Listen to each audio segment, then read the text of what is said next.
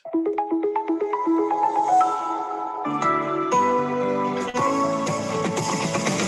por ti, sí, sí por mí, sí, sí por todas, sí por todos, sí por México. Sí por ti, sí, sí por mí, sí, sí por todas, sí por todos, sí por México. Sí por ti, sí, sí por mí, sí, sí por todas, sí por todos, sí por México.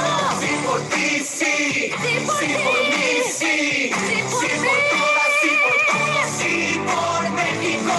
Sí por ti, sí, sí por mí, sí, sí por todas, sí por todos, sí por México. Sí por ti, sí, sí por mí, sí, sí por todas, sí por todos, sí por México. Muy buenas tardes, tengan todos ustedes. Gracias nuevamente por estar aquí en su espacio en el ciclo de conferencias de Sí por México. Se fijaron que les pusimos un video nuevo, un video que evidencia lo que hoy ya no queremos, es la corrupción y todas estas prácticas que realmente son desdeñables de lo que ya no queremos de los gobiernos. Pues bien, esta campaña es una campaña que ha desplegado Sí por México, que se llama Morena no sabe. A muchos de ustedes les hemos mandado justamente las propuestas no cumplidas de este gobierno, las hemos hecho llegar a sus chats. Y sobre todo, yo les quiero comentar también que tenemos un centro de investigación donde Sí por México basa todas estas investigaciones en el método científico para validar todos los datos de lo que hoy estamos observando de este gobierno, porque sabemos, o sea, hemos constituido Sí por México como un organismo ciudadano que vigile también a los malos gobernantes y que se conforme con nuestra gran comunidad ciudadana de la cual ustedes ya son parte y que estaremos muy presentes con este gobierno y con todos los que vengan, porque ya no podemos seguir permitiendo que a México se le lastime.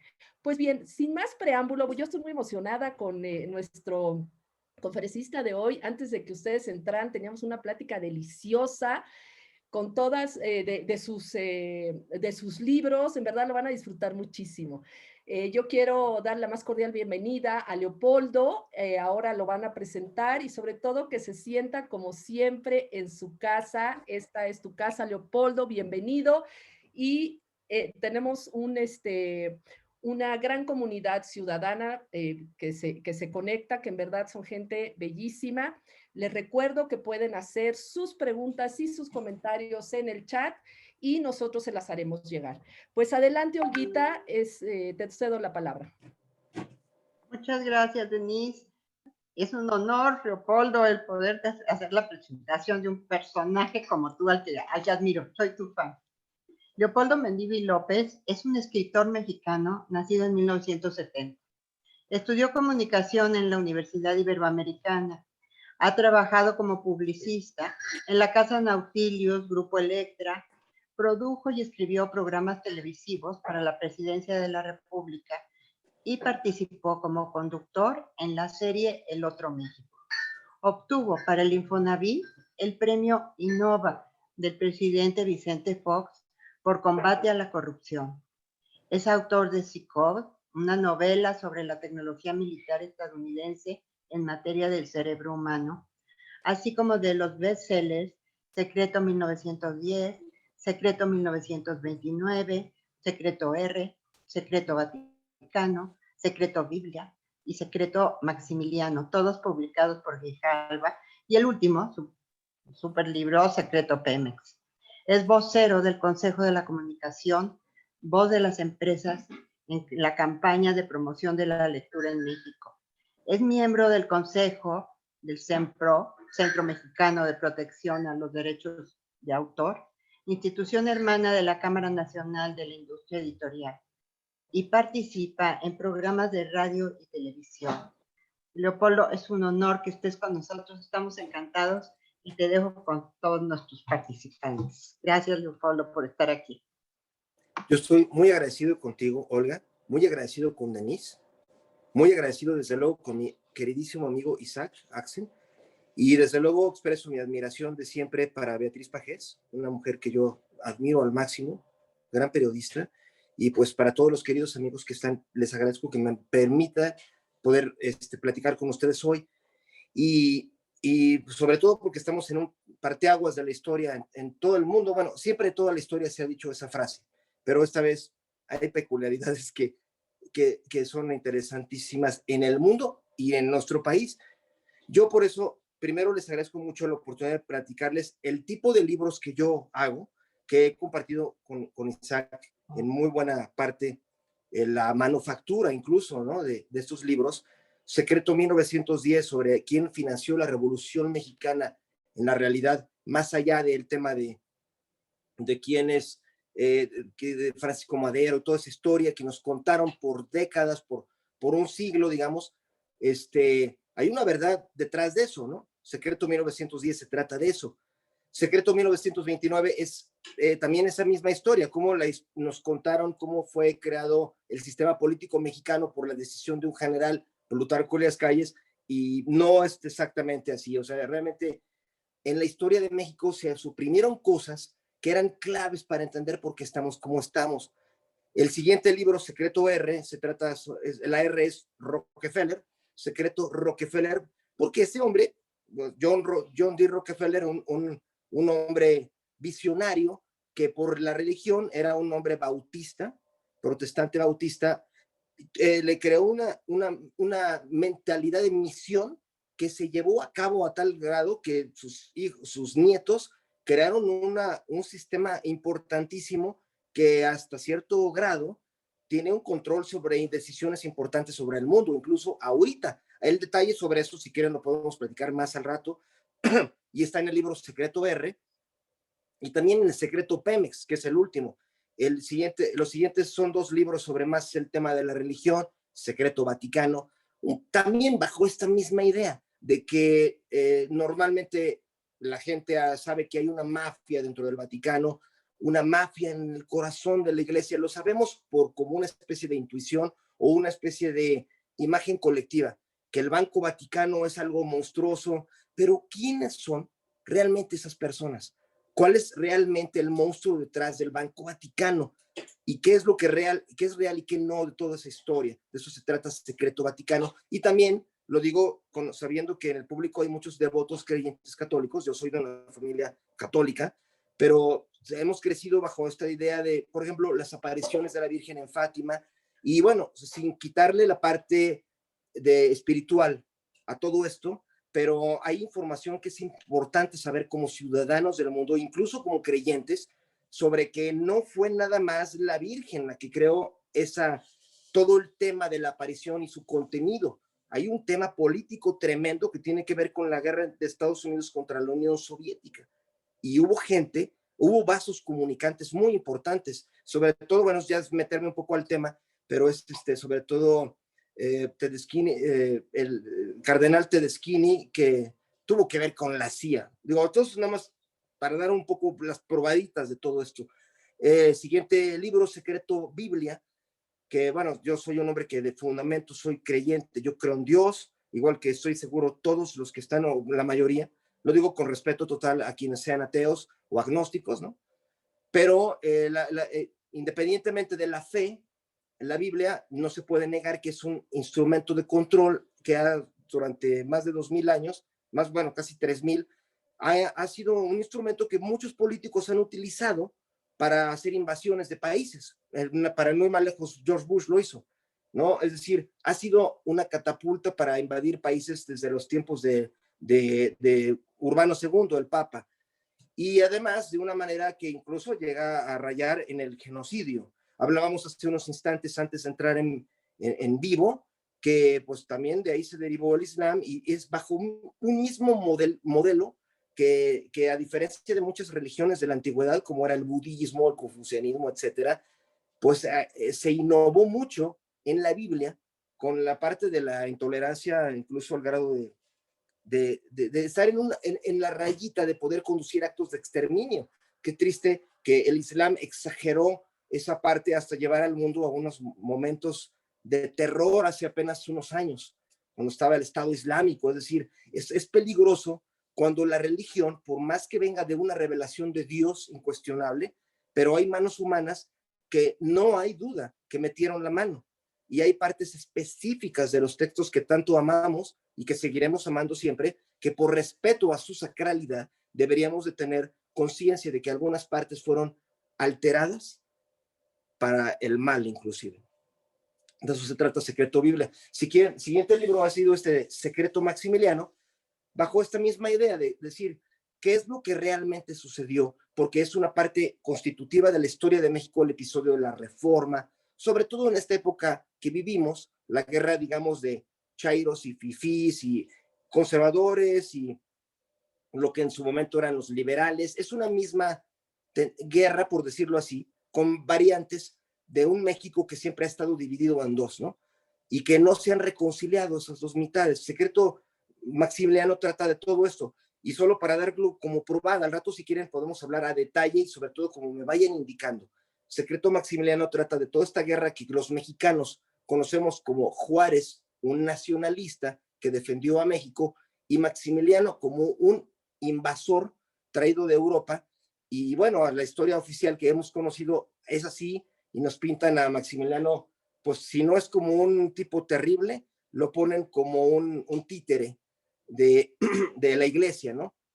Y bueno, en Secreto Maximiliano yo lo comparto con ustedes. La noticia es, número uno, que tanto Benito Juárez como Maximiliano eran los títeres en un ajedrez mundial, que es lo mismo que ha sucedido en toda la historia de México desde la, entre comillas, independencia, que realmente fue un pleito de otras potencias, en este caso particular, Inglaterra, aliada con Francia, en contra de una nación naciente, valga la redundancia, los Estados Unidos, por el control de todo un continente que había sido arrancado a España de maneras incluso violentas.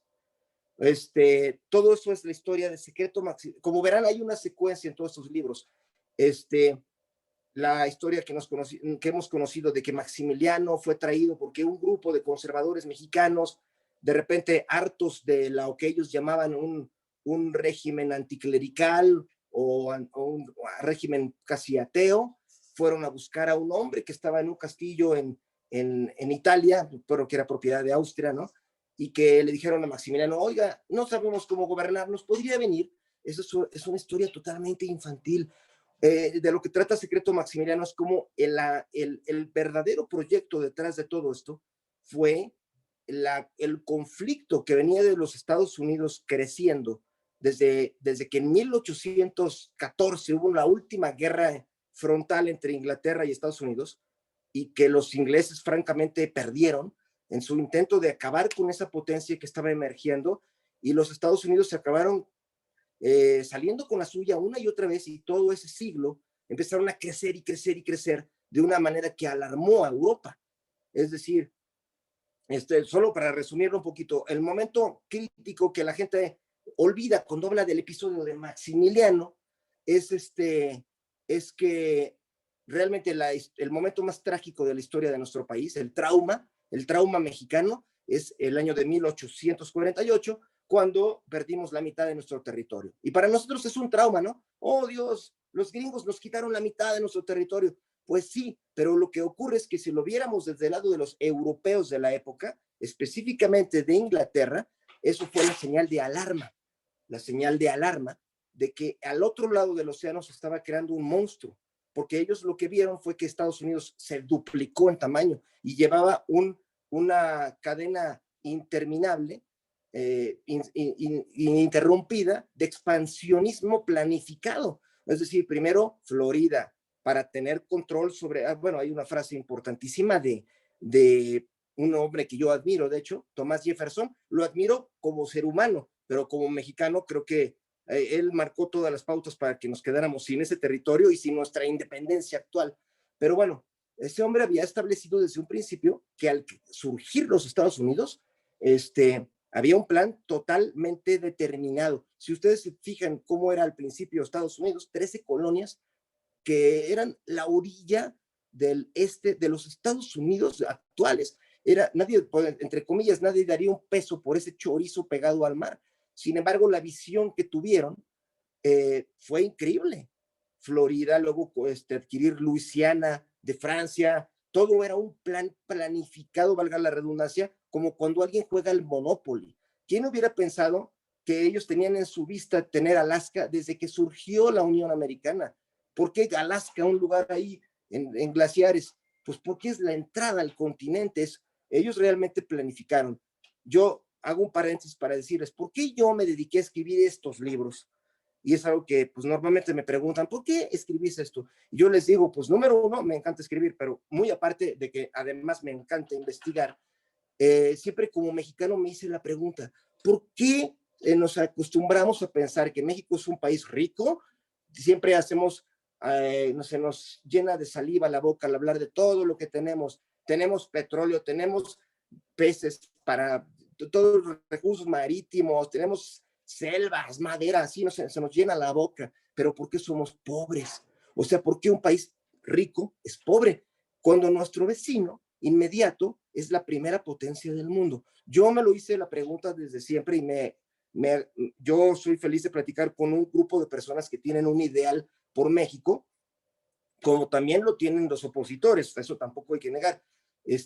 Cada quien ve, hay que pensar que en el fondo todos tenemos un mismo sueño, ¿no?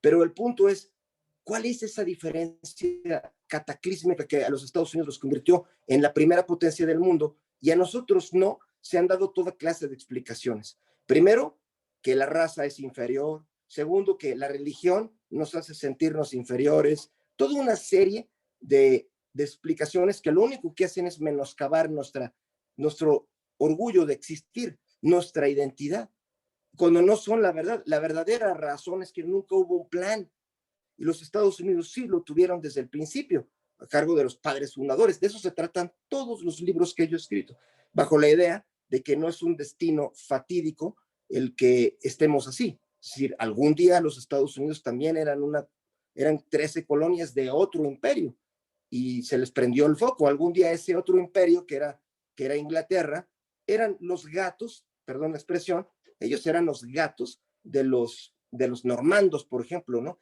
Y nos vamos para atrás, es una historia sin fin. Nos vamos hasta incluso la Biblia, donde un país que en su momento estaba totalmente sojuzgado, que era Israel, y de repente tuvieron el sueño de liberarse, de ser libres, y abundan los casos. Ahorita vamos a hablar en particular de uno, porque viene el caso de lo que yo quería decirles. Bueno, el siguiente libro de todo esto es Secreto Pemex, que la verdad es el del que más quisiera platicar con ustedes, porque Secreto Pemex básicamente se trata de quién acabó destruyendo esa institución, por qué sucedió y cuál es el propósito, y sobre todo qué es lo que estamos perdiendo los mexicanos. Pero bueno, este libro surgió en el momento, y por eso esta gráfica de aquí.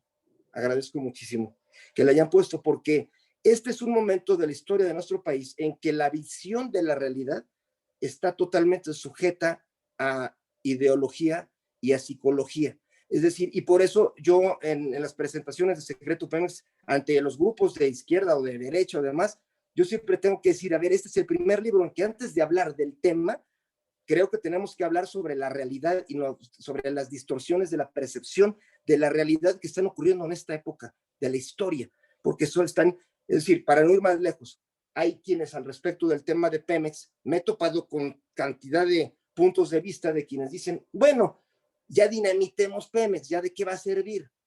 Otros que dicen, oye, es que es el futuro de la humanidad, entonces hay que meterle todo el dinero del país. Y siempre lo que hay de común es algo que yo he platicado con Isaac en otros casos, en otros temas, pero lo que se ve en la sociedad es que la gente ya no está razonando por el peso mismo de los hechos o de los datos o de las expectativas. La gente está dando un posicionamiento totalmente visceral, aunque no lo crean, por la postura en la que se encuentran en el caleidoscopio, bueno, ¿qué podemos decir? En el mapa de coordenadas de la sociedad. O sea, si son de izquierda, ahorita está ocurriendo un tema dañino para el cerebro humano, una polarización prácticamente impuesta, donde de repente existen dos bandos, izquierda, derecha. Uno escoge a dónde pertenecer, porque generalmente por un lazo familiar o de los amigos o de donde está el grupo de interés de la persona. donde estoy yo con mis brothers, con mis cuates, o mi jefe o la familia, se hacen clanes. Y si se fijan, yo lo digo sabiendo que la mayor parte de los seres humanos que están acompañándonos hoy, y yo les agradezco infinitamente la invitación, son personas muy inteligentes. Y eso es algo que me honra que me hayan invitado. Por eso yo les diría, estoy seguro que han detectado esto a su alrededor, tanto de un lado como del otro, donde realmente los posicionamientos son, no digo por consigna, son por un tema de pertenencia a un grupo donde alguien se siente adoptado y cobijado, ya sean chairos, ya sean los fifís. Y por eso el tema, yo ahorita voy a hacer un pequeño paréntesis, que son estas primeras láminas. El primer paréntesis que yo quería comentarles es, esta polarización es el verdadero enemigo, no de la sociedad, sino de la mente, porque es el verdadero bloqueador del acceso a la verdad o a la realidad. En el tema de lo de Pemex, bueno, eso creo que va a ser el tema final y espero no prolongarme mucho, discúlpenme si está medio anárquico aquí la cosa, pero el tema de Pemex me encantaría cerrarlo con 3 puntos que son claves. Uno es el que hay quienes, insisto, lo defienden a rajatabla, y hay quienes dicen que, o sea, que en pocas palabras, todo el futuro de México depende absoluta y únicamente de invertirle a Pemex. Los que están en el extremo, y ellos obviamente en el paquete va, que defienden la refinería de Dos Bocas como el proyecto de la humanidad, que hay que hacerlo, todo porque lo está defendiendo su líder. Para eso van las láminas que siguen, sobre la distorsión cognitiva. O sea, y de alguna manera se compra todo el paquete. Si están en el otro paquete, entonces compran que no, es que el petróleo ya no sirve para nada, no hay que invertir una gota. Entonces, yo solamente quiero decirles, aquí en estas gráficas, bueno, sobre todo en esta que, bueno, esta no la ven porque la tengo en mi mano, pero no importa. Les quiero dar datos sobre qué pasará, cuál es el verdadero futuro de las energías alternativas, de las energías limpias también. Porque estoy seguro que cuando vean junto conmigo los datos que les voy a dar, van a pensar 2 veces si sacrifican a la famosa vaca que tenemos en Pemex, antes de acabar de destruirla. Pero bueno, todo esto, para eso, todas estas gráficas que están viendo, más que irlas, o sea, me encanta que las estás pasando así, me encanta, porque de hecho yo se las quiero platicar un poco, tal vez no en la secuencia exacta que van, sino que ya han leído partes de esto. Pero Estas láminas primeras se tratan de la distorsión cognitiva, que para mí es el más grande enemigo que tiene ahorita cualquier mexicano, más que cualquier otra cosa. Número 1, porque además nos enemista y de gratis. Y entonces por eso todas distorsiones cognitivas, bueno, solo por mencionar algunas. Distorsión cognitiva es cuando la mente, una parte de nuestro cerebro, más adelantito me parece que hay una gráfica donde se ve las partes del cerebro, donde están todas estas funciones de las que somos todos nosotros un usuario. O sea, nosotros, creo que es un poquito más adelante, como seres humanos, tenemos un cerebro que no siempre fue como es. Si creemos en la evolución, que venimos de incluso de peces que luego se convirtieron en reptiles, en mamíferos, no quiero aburrirlos con eso, pero porque todos saben esto. Nuestro cerebro no desechó las partes previas. No es que cuando ya somos primates, y entonces ya el cerebro previo, el del reptil, se eliminó. No, sigue funcionando. Es como si en una computadora, digamos, en vez de que se actualice todo el sistema operativo, nuestra evolución no es así. Biológicamente, la evolución de nosotros es de acumulación capa sobre capa sobre capa. Es como si una computadora que yo tengo aquí tuviera a su vez el sistema del año 1980 y a su vez luego le pusimos un procesador de los 90s, luego un Pentium y luego todo eso al mismo tiempo. Eso es verdaderamente el cerebro humano. Por eso es que, y digo, todos los que, algunos no creen en la evolución, pero yo siempre les digo, bueno, a los que amamos la evolución embrionaria, un bebé en el útero, en el vientre materno, se ve perfectamente esta evolución. Se ve como al principio incluso el feto tiene cola. La cola la tenemos, es el coxis. Pero bueno, hay quienes dicen, no es cierto, yo no vengo de eso y Darwin estaba mal. Bueno, eso ya es otro tema, ¿no? Pero también tiene que ver con la distorsión cognitiva. Es qué es lo que es y qué es lo que queremos creer. En esta época tristemente por la polarización, por el efecto Trump, el efecto AMLO, el efecto de los QAnon, o todas estas hiperfanatizaciones que se han dado, lo que han hecho es que ahora todo el mundo tiene que tomar partido y lo único que no importa es la verdad. Y la verdad se basa en datos, no en preferencias o en el qué quiero creer. Estas láminas solamente son para hablar un poquito de estos, bueno, lo que está tipificado en la psicología, como cuáles son esas más frecuentes fallas de nuestro sistema del conocimiento, del sistema operativo de la mente humana, que nos hacen que veamos lo que no es. O sea, en esta, por ejemplo, o la anterior, la apofenia, uno ve dos ojitos, o pareidolia, uno ve una nube y dices, es que eso es un camión, ¿no? Bueno, ok, nuestra mente lo hace tan regularmente esto que a veces ni nos damos cuenta. Muchos piensan, oye, no, una cosa es que ves una carita en una pared y otra cosa es que por eso tú compras una ideología. Bueno, pues yo les tengo una noticia. Un hombre que yo les recomiendo leer fehacientemente, Thomas Kuhn, uno de los más grandes filósofos de la ciencia, creador de libros increíbles sobre la historia de la ciencia. Él dijo, muy simple, no existe la verdad objetiva vista objetivamente. Nadie es objetivo, no existe eso. O sea, todos tenemos un componente emotivo, emocional, que se basa en nuestros temores, en nuestro deseo de pertenecer, y por ello tomamos una cosa u otra, la desechamos. Nuestro cerebro incluso no nos bloquea ver lo que está a veces enfrente, porque la verdad, el cerebro es selectivo. Al cerebro humano, digamos, la parte más exterior, la corteza cerebral, que es en teoría la parte racional, que es matemática, donde 2 y 2 es 4. Sí, pero ¿qué tal si la parte de adentro, lo que está ahí iluminado en azul, claro, la parte límbica, que son los ganglios basales, todo eso, esa parte la heredamos de los primeros primates. Y esa no tiene que ver con, oye, 2 y 2 es 4. No, si yo digo 2 y 2 es 4, ¿me van a aceptar en mi grupo o me van a patear el trasero? Esa parte dice, no, no, no, tú desde ahora, si dicen 2 y 2 es 5 y aquí te damos la bienvenida, bienvenido. Te conviene más pensar eso porque te vas a adoptar en la tribu. Entonces, todo eso se los digo porque yo soy tan víctima como todos somos víctimas, pero ahorita que está en juego el destino de México y que todos estamos tomando una posición en la polarización sobre todo, yo respeto y admiro a quienes tienen una posición basada sobre todo en hechos y en la nación, el nacionalismo. Un punto más, porque, bueno, todo esto tiene que ver con un punto que quiero comentarles, porque todos los libros que ven abajo, los que yo he hecho, que son realmente investigación periodística o investigación histórica, pero también nunca ha faltado que alguien me diga, oye, son teorías de conspiración.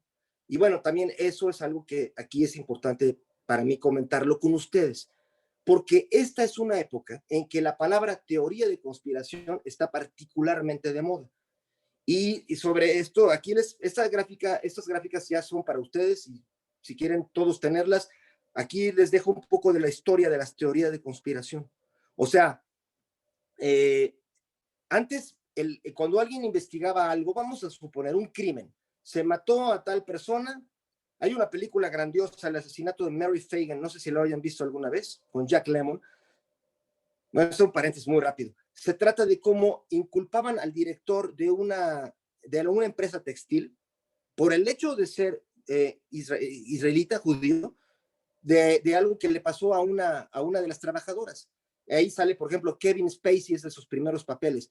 Toda la historia se trata de cómo un periodista dice, a ver, es que no fue así el asesinato. Están acusando a un sujeto para causar un linchamiento y ya toda la gente está llevando ahí la marabunta, están llevando al matadero a un hombre inocente. Ese periodista es Kevin Spacey. Esa historia, esa película es importantísima porque habla de cómo la sociedad, en su voracidad de querer una respuesta rápida e inmediata, toma una determinación y esa determinación no necesariamente es la verdadera. ¿Qué pasa cuando de repente llega un periodista como Kevin Spacey en esta película que dice, yo voy a investigar porque esto no es cierto? Entonces, cuando eso también se aplica al periodismo, el periodismo o la verdadera historia, verdadera historiografía consiste en buscar la verdad, no en decir, a ver, ya se creó una verdad oficial que todos ya te aceptamos. Entonces, por ende hay que creerla, ¿no? ¿Por qué? Pues ya está escrita. Antes, quien hacía la labor detectivesca, decir, a ver, espérenme, ¿qué tal si estamos condenando a los que no son? ¿Qué tal si son inocentes? ¿Qué tal si fue diferente? Antes al que investigaba eso se le llamaba periodista de investigación o historiador. Hoy algunos llaman, es teoría de conspiración. Entonces, aquí yo quiero decirles, ahí les va una conspiración total. ¿Quién creó ese concepto? Y de eso se tratan varias de las láminas que están aquí. O sea, se puede ahondar mucho sobre eso, pero ¿por qué está de moda el término? O sea, en fin, yo lo que quiero, todo esto es solo para decirles, en el caso de los libros de un servidor, son libros que tienen datos históricos que son incuestionables. Yo incluso le he apostado dinero cuando a veces me dicen, oye, eso es una teoría de conspiración. Digo, ok, te apuesto tu casa.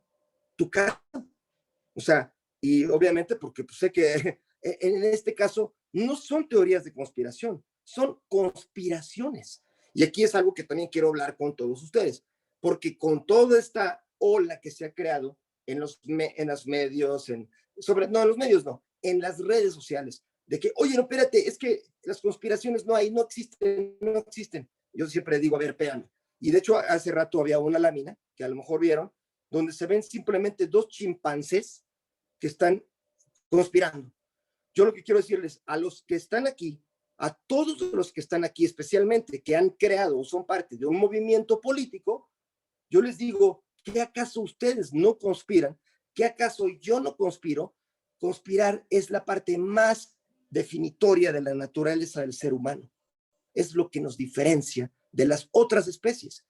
O sea, por eso puse aquí al principio de esta presentación las definiciones de diccionario de qué es conspirar. Conspirar es, a saber, cuando dos personas o más se ponen de acuerdo en un plan para afectar a un adversario, a un enemigo, a un rival, a un depredador, y que el otro depredador no sepa. Eso es conspirar, es hacer un plan. Yo siempre les digo a los que dicen, oye, tus libros que son de teorías de conspiración o de conspiraciones, yo digo, son de conspiraciones y desde luego no son de teorías de conspiración. Teoría de conspiración es cuando no es verdad, cuando es una teoría. Conspiraciones cuando obviamente la hay y yo les digo, el que no crea que hay conspiraciones, pues perdón que lo diga, pero es el que debería de regresarse o a la primaria o ir a un psicólogo, porque todos lo hacemos. Conspirar es lo que hacemos en los negocios. Todo empresario que está viendo esto, yo le pregunto, dime si no haces planes en privado con tus aliados para defenderte o para atacar a tus adversarios, enemigos o como quieras llamarlos, competidores, rivales, no porque los odies, no es porque estamos compitiendo. Eso es conspirar. Entonces, pero lo que ha ocurrido en las redes sociales es que se está creando una especie de hito verbal, semántico, para que esa palabra se vea como algo malo. Y eso es algo que yo sí me importa mucho hablarlo, porque estamos en la época clave, donde todo el fenómeno Trump y el fenómeno Putin y el fenómeno de AMLO han causado que estas palabras realmente se salgan de órbita, pierdan su significado real. Conspirar es algo que todos hacemos y yo me atrevo a afirmar que no hay un solo ser humano que no haya conspirado cuando tiene más de 4 meses de nacido. Todos lo hacemos. Nuestra rama en la evolución de los primates lo hacen. O sea, hay casos hiper documentados de chimpancés bonobos en África. Cuando el grupo supera 45 miembros por tribu, lo que ocurre es que se separa la tribu y el grupo que tiene más miembros empieza a perseguir hasta matar a los de la tribu pequeña, porque ahora son sus rivales. Es decir, esto es parte de la naturaleza, no del ser humano, sino de la biología de la Tierra. O sea, a lo mejor un virus no conspira con otro, pues no tiene cerebro, no, pero las especies de mamíferos avanzados lo hacen, las ballenas lo hacen. Y bueno, ya para no ir más lejos, los países todos lo hacen. O sea, los libros que yo he hecho son sobre conspiraciones reales, no ficticias, donde están Estados Unidos, Inglaterra, Japón, China, Rusia, conspirando para ganarle a sus rivales. Ahora, ¿es porque son malos? Claro que no. ¿Estos libros son para odiar a los extranjeros que hagan eso? Desde luego que no. Es para copiarlos o para aprender de ellos? Por supuesto que sí, porque el problema de México es que aquí no conspiramos, o al menos no lo hacemos bien. En otros países, incluso el área donde se hace esa actividad de conspirar, de planear, es una parte importante de su sistema de gobierno. Son áreas en lo que es el equivalente a la Secretaría de Relaciones Exteriores. Hay áreas en el gobierno estadounidense que se dedican a esto. O sea, por ahí no hay más lejos, la CIA, etcétera. Los mexicanos ya estamos la verdad, tan manipulados y tan descerebrados que hemos perdido todo esto de óptica. México debería tener un departamento verdaderamente serio con políticas de mejores prácticas internacionales que haga esta labor. ¿Cómo es posible que un país como Cuba, pequeñito, que no tenía dinero, no tenía nada, pero ese hombre que estaba ahí, un tirano sin duda, pero un tirano que logró que nadie lo pudiera tumbar en 50 años, cuando Estados Unidos tuvo planes y acciones con la intención de derrocarlo por lo menos 180 veces, era un plan de la CIA. Esto lo reveló tal cual hace poco Robert McNamara, secretario de la Defensa de los Estados Unidos y exdirector del Banco Mundial, presidente del Banco Mundial, quien dijo, durante el gobierno de Lyndon Johnson, de John Kennedy y de Dwight Eisenhower, hubo un intento sostenido de asesinar a Fidel Castro, una conspiración, la Operación Mangosta. Lo digo para los que digan que no existen las conspiraciones. Yo digo, no solo existen, deberíamos hacerlas. Lo que nos falta como país es hacerlas. Y digo, no es para fastidiar a alguien, no son para odiar a otros, no, pues estamos en un juego. El mundo es un juego y desde siempre ha sido. O sea, no es por maldad, sino que si uno no piensa de esta manera, lo que hacemos es condenar a nuestro país. Es la verdad. Todo esto, bueno, esto era el tema de las conspiraciones, pero esto nos lleva a dos temas que también yo quería compartir con ustedes porque son modas en este momento. Antes de entrar al tema en sí, que básicamente es los otros dos temas que ahorita están como, digamos, modas, que yo la verdad considero modas peligrosas para México, que son un extraño renacimiento de un pasivismo, no digo pacifismo, sino un pasivismo, que más bien es una especie de nihilismo hedonista que busca, bueno, si quieren, hablamos después, prefiero empezar por el otro, el nacionalismo. El tema del nacionalismo es clave y me hace feliz estar platicando con un grupo que se interesa por México, ¿no? O sea, su propio nombre indica que es nacionalista. Sin embargo, yo les pregunto, ¿acaso no han escuchado que la palabra nacionalismo es mala? ¿O se les ha dicho que es mala? Para mí esa es la primera gran sorpresa de la humanidad. ¿Desde cuándo? Y porque se los aseguro que han tenido discusiones con mucha gente a su alrededor con todo este tema repetido hasta el cansancio. El nacionalismo es malo. Y es que el nacionalismo es ser como Hitler, y el nacionalismo es ser un genocida, y el nacionalismo es ser un intolerante. Yo digo, ¿de dónde sacaron eso? Ese es un daño para México, que alguien piense así. Es decir, y esto yo lo he discutido con amigos escritores, pero hasta el cansancio. E incluso, bueno, no digo a qué ha llegado esas discusiones, pero yo se los quiero preguntar como reflexión, porque yo siempre les digo a todos los que dicen, es que el nacionalismo solo lleva a las guerras, al fracaso, al odio. Yo digo, ¿de qué están hablando? Solo porque un sujeto desafortunadamente agarró esa palabreja para crear un partido, el nacionalsocialismo, que eso fue hace 80 años, un crimen horroroso que qué bueno que sigamos recordándolo. Esto también tiene que ver con lo que vamos a hablar al ratito.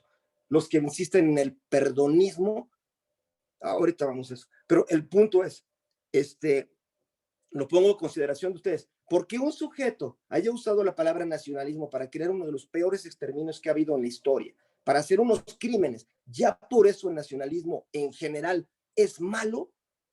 Yo se los pregunto, porque cualquiera que haya viajado a los Estados Unidos verá que son absolutamente nacionalistas. Los ingleses son absolutamente nacionalistas. Es decir, ¿por qué en los países que son nacionalistas y son ricos está bien? ¿Y por qué en los países latinoamericanos está mal ser nacionalista y se nos mete eso en la cabeza? Yo se los pregunto, por los frutos los conoceréis, ¿no? Es decir, ¿por qué aquí nos han tratado de meter por el cerebro el concepto de que el nacionalismo es malo. Yo siempre le digo a todo el mundo con enorme orgullo por provenir de una familia judeocristiana que los más grandes nacionalistas de la historia del mundo son nada menos que Moisés, Abraham, David, los hermanos macabeos, que de eso vamos a hablar, Temístocles. Es decir, ¿por qué nos dan de ejemplo a un nefasto para que nosotros no seamos nacionalistas o que nos dé pena ser nacionalistas o ponerle, bueno, qué bueno que le pusieron sí por México, claro. O sea, pero ¿por qué ahorita está mal de moda? Es que nacionalismo es como de los 70s. Bueno, yo también por eso, bueno, esta plática, insisto, que podría haber durado horas. Aquí en mi mano tengo un libro llamado Riqueza de las Naciones, el libro que seguro todos han leído y que es la clave del origen del capitalismo. Sin embargo, hoy en día cualquier persona, esto también lo digo porque antes de leer El Secreto Pemex, yo he tenido que tener esta plática con mucha gente, porque, bueno, ya cuando leen el libro no es necesario hacer este preámbulo, pero sí para la vacuna que muchos traen contra esto. Es decir, oye, ¿te parece bueno que, por ejemplo, México está favoreciendo a empresas extranjeras en vez de apoyarlas de aquí?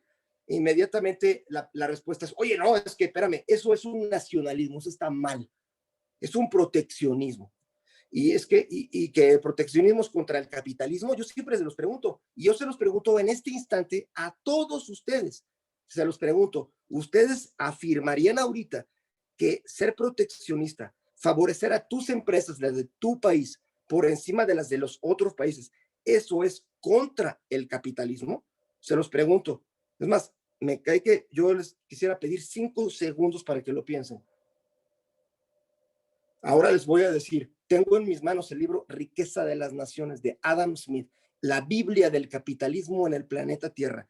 El libro que explica cómo Inglaterra se creó como la potencia más grande de toda la historia hasta entonces, solo suplantada por los Estados Unidos.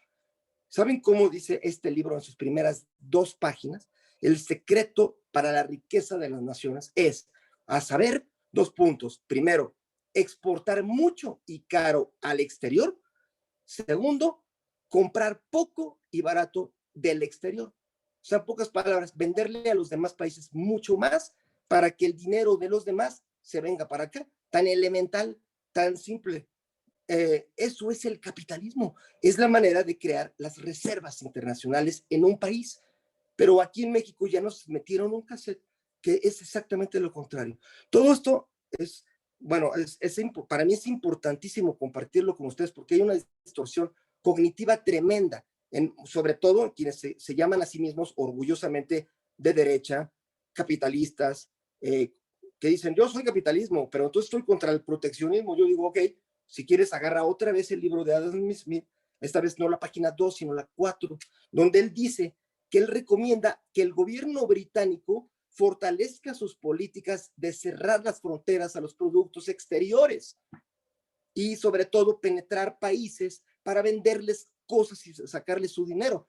O sea, aquí este libro escribe lo que fue el preámbulo para la invasión que hizo Inglaterra de China, que básicamente es, oye, hay un mercado gigante, tenemos que llenarlo de cosas, venderle todo. Cuando el emperador de China no quiso, le bombardearon los puertos, por eso Shanghái fue de Inglaterra, fue de bombardeo. Y bueno, a los que les gusta esta historia, el emperador lloró, o sea, lloró, esto es un hecho total, y se dio cuenta de que había perdido en la guerra.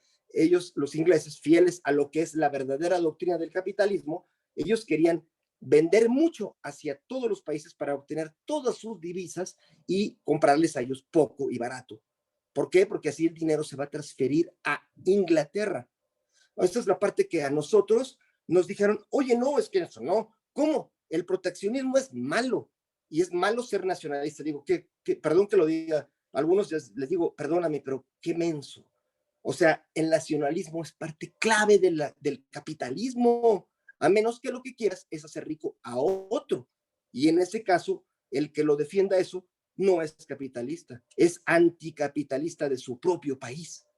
Todo esto, perdón, son introducciones para estos libros, pero son, creo, necesarias. Y yo, la verdad, agradezco a Isaac que me haya permitido poder compartir con ustedes, incluso si piensan que son unas mamarrachadas lo que estoy diciendo, pues para eso son esos foros. Solo compartirles que en esta época de distorsión cognitiva, a veces estamos defendiendo lo contrario, lo que creemos.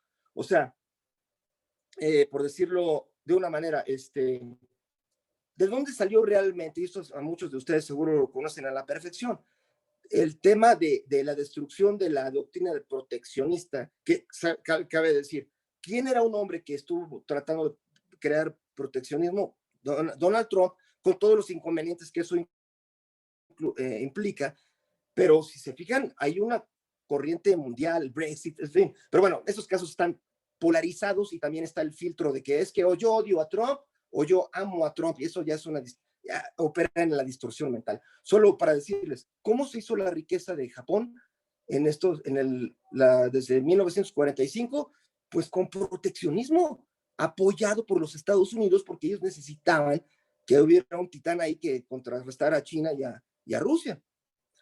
Después ya, bueno, en fin, a lo que voy es, bueno, ese es el punto del nacionalismo, por qué se ha convertido en algo negativo, un término que no debería de ser negativo. Siempre lo hablo con los que son los enemigos del nacionalismo. Yo digo, a ver, primero que nada, la otra cosa que suele decirse, es que el nacionalismo es odiar, es que te aísles. Yo digo, mira, yo siempre les doy un ejemplo a estas personas, les digo, mira, tú vas a Japón, ¿por qué vas a Japón? Porque quieres conocer su cultura. ¿Por qué va uno a China? Porque quieres conocer su esencia, lo que ellos los hace diferentes. Si no, no viajaríamos a esos países. Si queremos ver lo mismo que tenemos aquí, pues nos metemos a un Starbucks. O vamos a Tokio y nos metemos a un Starbucks de Tokio. Entonces vamos a ver lo homogéneo, lo homologado, donde cada país perdió su personalidad. Y bueno, no lo digo en contra de esa cadena, yo de hecho amo Starbucks, me la vivo ahí. Es un ejemplo nada más. El punto es, muchos de los que dicen, es que México no se aferre a su nacionalismo, yo creo, cuando alguien dice eso, yo les digo, ¿a quién crees que le estás haciendo daño? ¿A los mexicanos o a todo el mundo? ¿Cómo va a tomar el mundo cuando un mexicano diga, yo ya, olvídense ya de todo mi oferta cultural, lo folclórico que les gustaba a los extranjeros, móchalo, mejor me voy a uniformar, nos homologamos todos, ahora todo es un gigantesco Starbucks. Y entonces, ¿qué es lo que va a ocurrir? Cada país pierde lo que le daba a los otros, su oferta al mundo. O sea, son cosas que la gente ni piensa cuando están a veces como pericos repitiendo cosas. O sea, el nacionalismo es lo mejor que puedes tener para darle a los otros países. Por supuesto, si no haces una barbarie como la que hizo Hitler, que eso es una porquería, eso es un crimen, un horror, pero no porque haya sido un nacionalista, sino porque era un asesino. La gente, porque él era nacionalista y era un asesino, entonces no hay que ser nacionalistas. Yo se los pregunto a ustedes, ¿cómo dejamos que se distorsionara así una palabra? O sea, y el otro punto es, yo siempre les digo, los libros que yo hago, pues obviamente yo soy mexicano y son en pro de cómo vamos a dejar de ser el país pobre que es rico. No para que matemos a los otros, por favor. O sea, eso es algo que ojalá que todo el mundo se quitara de la cabeza. Es para que podamos funcionar mejor para los otros, para la gran hermandad que es el planeta. Pero si nosotros somos unos agachados, ¿qué bien le hacemos al resto del mundo? Yo se los pregunto, porque estoy seguro que han venido aquí o vendrán amigos que hablan de cómo sacrificar el mexicano que todos llevamos dentro. Oye, eso es del pasado. O sea, yo siempre les digo algo a los que dicen eso, ¿no? Muchos, estoy escribiendo un libro llamado Secreto Azteca, y nunca faltan ahí los que dicen, oye, ¿a poco tú estás a favor de que ahora todos usemos taparrabos y hagamos sacrificios humanos? Y yo les digo, mira, a ver, si tú vas con un japonés y le dices, oye amigo, tú tienes que traer tu traje de samurái para ser un samurái, tienes que vestirte como un samurái para decir yo amo la historia de Japón. Pues claro que no. Un japonés no necesita eso. Un japonés va a su trabajo con su traje, no va a estar usando una lanza de los shogunes, no va a estar o sea, es a lo que voy. La gente lleva a unas exacerbaciones anormales el pensamiento para distorsionarlo, con el único resultado final de que nos quedemos sin nada. O sea, yo siempre le digo a todo el mundo, o sea, a otros que dicen que el nacionalismo es estar contra las demás, que es algo racial, ¿no? Solo los que somos de raza de bronce y los que no sean se van. Oigan, tontería es esa? O sea, los Estados Unidos son un país increíblemente nacionalista, donde o alguien afroamericano es totalmente nacionalista de Estados Unidos, alguien de origen polaco, un irlandés, de donde llegue, absorbe al ser estadounidense. Nosotros en eso somos iguales, somos un país multiétnico, multicultural, y como tal somos. No es de una raza. O sea, varios de mis mejores amigos más nacionalistas mexicanos son ingleses que nacieron en Inglaterra, pero ya viven aquí y dicen, yo ahorita estoy aquí, las personas que quiero están aquí, voy a luchar por este país.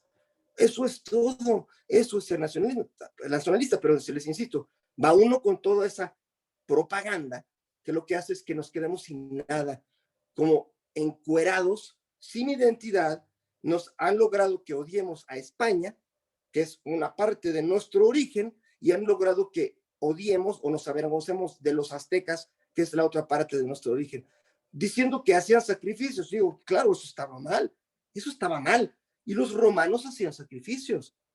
Todos hicieron sacrificios en el pasado, todos, pero por eso tú vas a suprimir tu propia esencia, a tacharla. Entonces, ¿con qué nos vamos a quedar? Con ser un país sin país, personas sin identidad, que vamos a ser un gigantesco Starbucks y vamos a ser grises. Y nadie va a ganar, y mucho menos los extranjeros. Entonces, bueno, todo esto, perdón si a lo mejor ya fue un poco largo. Por favor, díganme si ya me pasé del tiempo.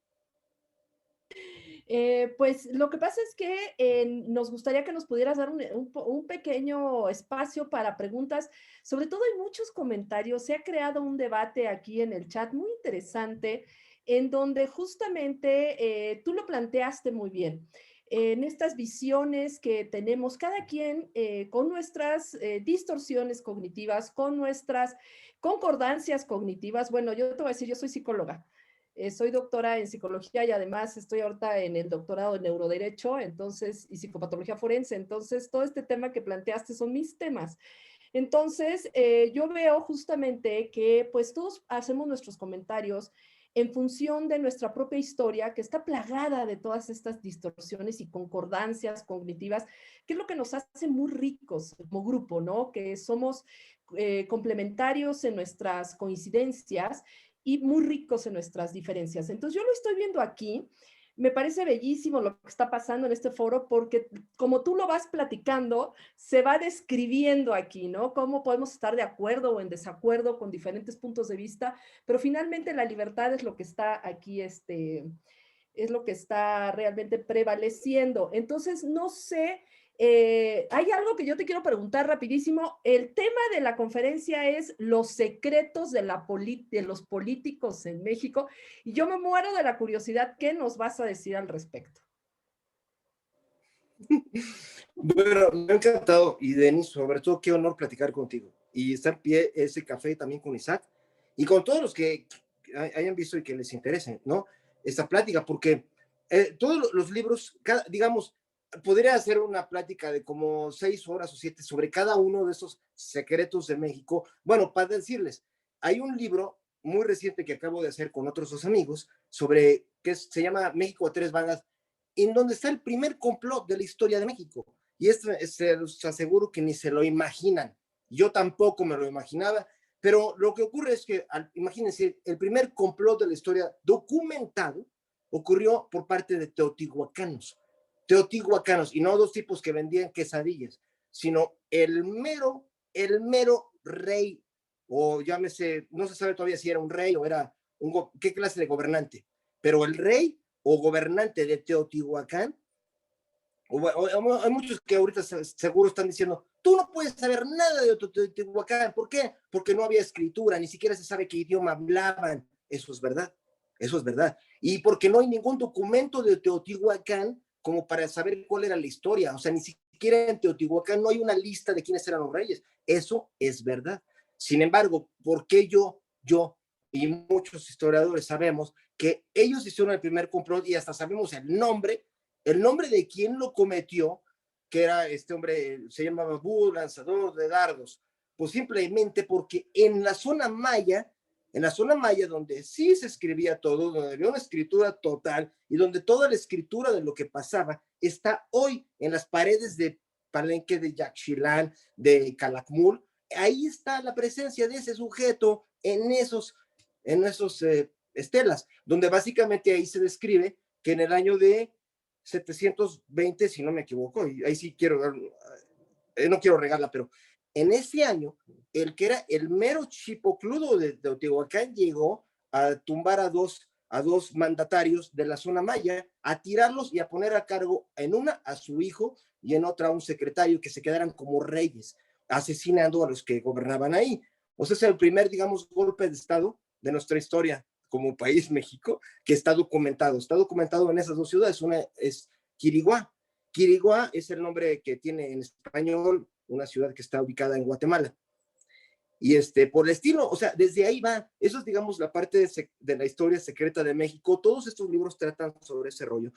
Y bueno, para hablar, digamos, como salpicones de todo esto, porque toda la historia, o sea, todo el enfoque que yo he buscado, y mis colegas escritores, que también tengo la fortuna de tener, por ejemplo, Francisco Martín Moreno, un hombre que admiro al máximo, y que, bueno, algunos lo critican porque él novela lo que escribe. Yo digo, es que no sabe, es justo lo que platicábamos, Denise. Francisco Martín Moreno es una de las mentes más brillantes que hay en este país. Yo lo admiro y además ha sido muy generoso con un servidor, pero él ha descubierto, igual que otros hemos descubierto, que la mejor forma de comunicar esto a la gente es haciéndolo divertido, novelado, que sean novelas de acción. O sea, por ejemplo, esta de Secreto Maximiliano, porque este hombre, a la gente ni se imagina que su esposa es la que lo agarró casi del pescuezo a decir, tú no renuncies. Y esa parte íntima es la que realmente hace que uno diga, ok, ya me interesa el personaje. Lo que tú me decías, Denise, ¿no? Y además, pues tú eres psicóloga, tú sabes mejor que nadie todo esto. Pero Francisco Martín Moreno es el verdadero iniciador de esta corriente, en donde básicamente el punto es, hay en todos los países, no solo aquí en México, hay algo que se le llama la historia de bronce. Seguramente que muchos de los que están viendo esto están familiarizados con el término. Historia de bronce se llama a todo lo que se podría llamar la historia oficial, creada por un país, o sea, o por un régimen, para que el público se la crea, ¿no? O sea, en el tema, ahorita en Secreto Maximiliano platicábamos el tema de Benito Juárez. Durante 150 años, la versión que hemos conocido es una mitología, donde sin demeritar a Benito Juárez, pero vaya, está convertido en una deidad. Eso no es verdad. En este libro de Secreto Maximiliano están todos los tratos que hizo con Estados Unidos. Como Estados, el verdadero autor de la reforma es este hombre que está aquí, Lincoln. Lincoln, a través de los generales Ulysses Grant, Sherman, William Sherman, hombre, Lew Wallace, el autor del libro Ben-Hur. Apuesto que muchos han leído el libro Ben-Hur. Bueno, el autor, Lewis Wallace, en realidad fue un general cuya chamba era darle el dinero y las armas a Benito Juárez. Sabían que cuando tiraron a Maximiliano, la historia oficial nos dijo que era porque Benito Juárez se opuso y wow, él solito pudo contra los franceses. Bueno, realmente la lucha, la victoria que sacó a los franceses de México fue un telegrama del secretario de Estado de Lincoln a Napoleón III diciendo, se nos acabó la guerra civil y ahora sí vamos contra ti, porque lo que estaba pasando en México era un ataque de Europa contra Estados Unidos. Esa era la razón por la que estaba aquí Maximiliano, no unos tipos que se fueron ahí a pedirle, oiga, no nos podemos gobernar, nos podría venir a gobernar. Esa negociación no lo hicieron esos tipos, los mexicanos que fueron allá, ellos fueron parte de un decorado. Es parte de todas esas historias secretas, ¿no? Digamos,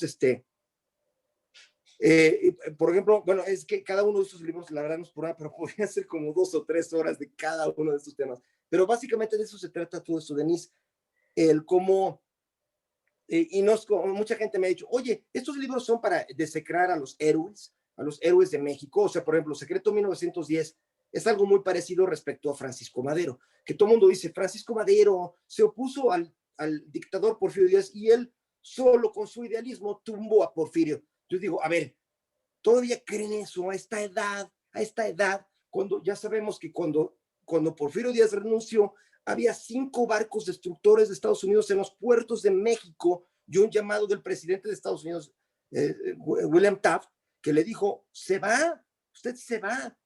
o sea, era una disposición, y el papá de Francisco Madero estaba negociando en Washington con la familia Rockefeller y con el que era el embajador de Estados Unidos en México, Henry Lane Wilson. Es decir, toda esta historia no se le dice a los mexicanos. En estos libros está a fondo, ¿no? Todo el rollo. Yo he tenido pleitos con historiadores, sobre todo hay uno que hace poco es un tipo, bueno, que en fin. Hay un historiador que me dice, oye, es que tú estás destruyendo los héroes patrios. Y yo siempre le digo, es que mira, no es de la labor de un historiador ni de un ciudadano estar idolatrando a nadie.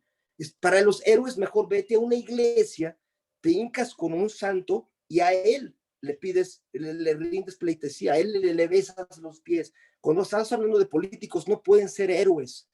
Tu héroe debe de ser el mexicano que está vivo ahorita y que merece la verdad para poder cambiar su destino. Y si tú estás creando un héroe para cortarle las manos a una generación de jóvenes para que no sepan cómo nos pasaron las cosas, eso es un crimen. O sea, la verdad no es nada más un lujo. Los países que aman la libertad ven como una responsabilidad el decirle a sus hijos la verdad. O sea, yo lo platicaba con Isaac, que uno de los arqueólogos que más admiro en el mundo es Israel Finkelstein, de Israel.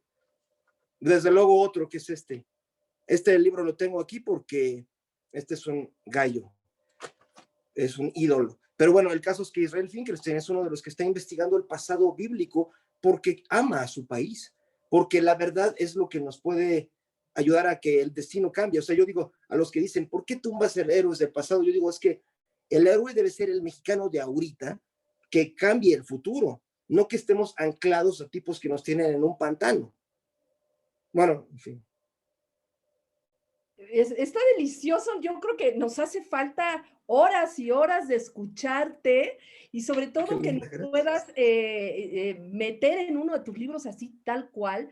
Por ejemplo, tuvimos también a Francisco Martín Moreno y como tú bien lo comentas, nos hablaba de los momentos íntimos incluso de todos estos héroes, que obviamente son fantasías que él recrea para poder dar los datos históricos que finalmente él plantea en sus novelas, y es novela histórica, él le llama así, y pone en lugar de, no sé, Enrique Peña Nieto, pone Emilio, ¿no? Emilio Pérez González, con las iniciales, es muy simpático, y sí es esta parte en donde tú también tomas estos datos y finalmente yo creo que tú pones en la justa dimensión a estos personajes con evidencia real, ¿no? Es lo que tú estás planteando.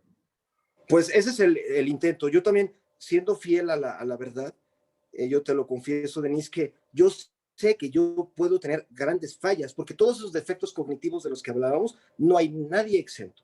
Es más, ya se sabe que ni las computadoras, porque las computadoras están sujetas a que a nivel cuántico un rayo cósmico puede cambiar el resultado de una operación en una computadora.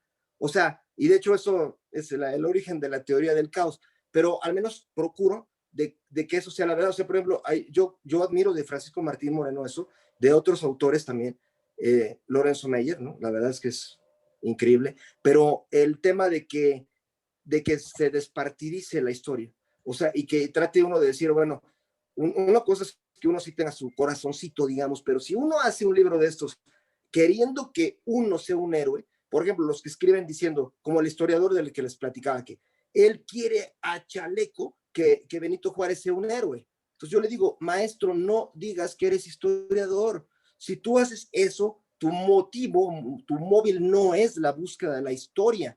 Para eso mejor crea una película de Walt Disney. O sea, que no estás buscando darle a una población una información fidedigna. O sea, tampoco los que dicen, yo voy a escribir un libro de Maximiliano para que todo sea bueno de él. Yo digo, ¿a quién amas? ¿A los mexicanos actuales, para los que tú estás investigando y escribiendo, o para servirle a un individuo que, con respeto lo digo, está en la tumba? Ya, a él no le importa un caramba lo que digamos de él. No le va a importar un carajo. O sea, si son creyentes van a pensar que está en el cielo, y lo de aquí hace mucho le dejó de importar. O sea, nosotros no tenemos por qué estarle lamiendo las patas ni a Maximiliano, ni a Juárez, ni a Miramón, sino saber lo que hizo cada uno de estos. En este libro de Secreto Maximiliano, pues se habla de las tres cosas. O sea, gente, fueron muy valientes. Y yo, por ejemplo, admiro mucho a Miramón, Miguel Miramón, pero tampoco hay que olvidar que él fue el que hizo un trato con Francia, que fue el que condenó a México.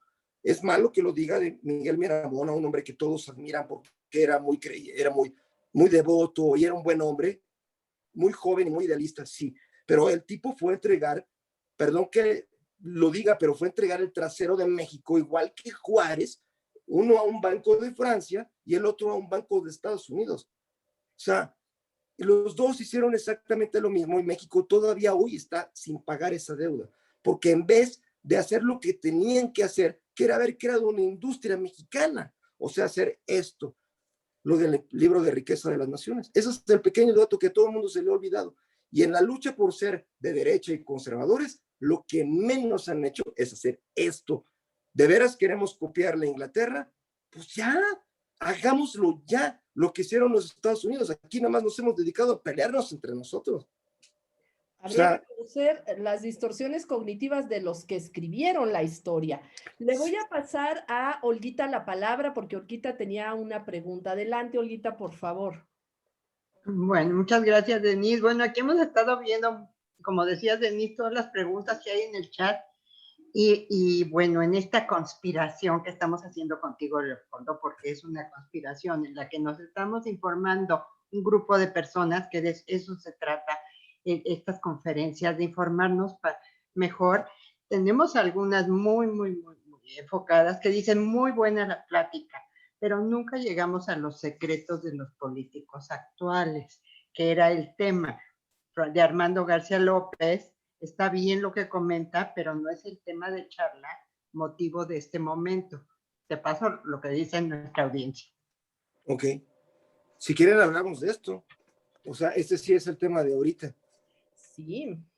Sí. Y yo encantado, porque básicamente, bueno, pero Olga, en el orden que tú me digas, si quieres leer otros o ya de una vez me voy sobre esto. Vamos a eso, que es el tema por el que están todos muy inquietos, de los políticos actuales, los temas de nuestros políticos actuales, los secretos de ellos.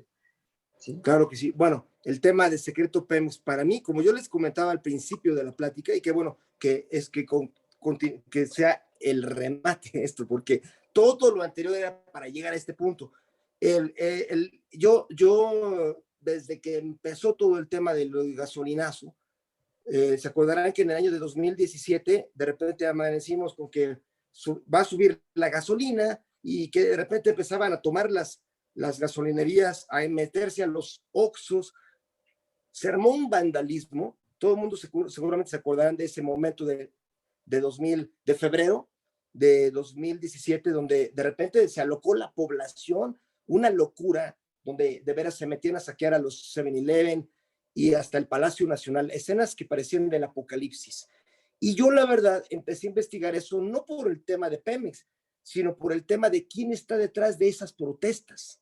Yo empecé a investigar esas gentes que estaban de repente, ¿por qué iban a quemar un Oxxo, un 7-Eleven, a saquearlo? Porque subió la gasolina. ¿Qué tiene que ver? Bueno, a la mera hora yo empecé a investigar eso y eso me llevó a que sí, claramente hay grupos de hackers que participaron en eso a cambio de dinero.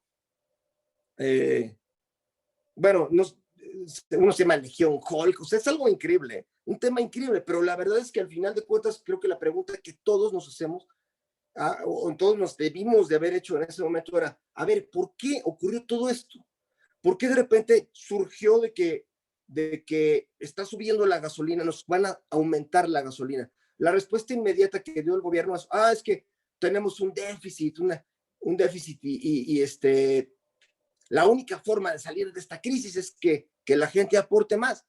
De momento uno dice, ok, bueno, siguiente punto del análisis, ¿por qué ocurrió ese problema de... Bueno, aquí se va a ramificar un poco la temática.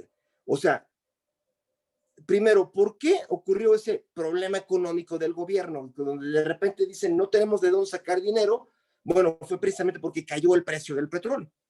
Cayó en una forma catastrófica. De hecho, por eso al rato quiero compartirles. Bueno, hay otra gráfica que luego les quiero mostrar que tengo en mi mano. Pero, bueno, creo que también está ahí.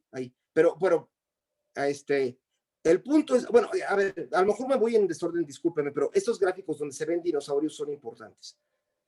Porque estos dinosaurios son un poco el que yo quiero compartir con ustedes, cómo los mexicanos estamos un poco errados al dimensionar de qué hablamos cuando hablamos de Pemex.